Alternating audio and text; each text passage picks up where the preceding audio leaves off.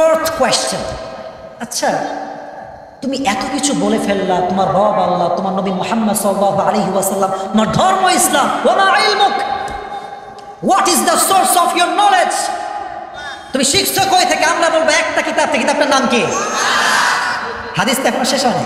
Sorry, আল্লাহ তাআলা বলছেন, যখনই আমার বান্দার চারটা উত্তর শেষ হয়ে যাবে, ফেরেশতা বলবে আর কোনো প্রশ্ন করো না, তার কবরের সঙ্গে জান্নাতের দরজা খুলে দাও, তার কবরকে প্রশস্ত করে দাও। সুবহানাল্লাহ।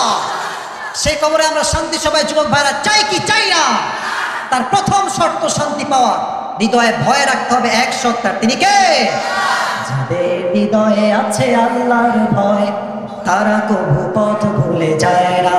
আল্লাহর প্রেম ছাড়া এই দুনিয়ায় কারো কাছে কোনো কিছু চায় না। ঠিক কিনা বলেন?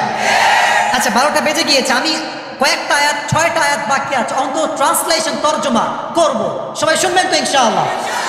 আচ্ছা আমি আরেকবার আবদার করছি, ওই যে যুবকটা দাঁড়ায় ছিল ওই ছাড়া, ওকে ছাড়া যদি আরো কোনো বাঘের বাচ্চা একজন থাকো, একটা তাকবীর দাও তুমি, একজন বাঘের বাচ্চা।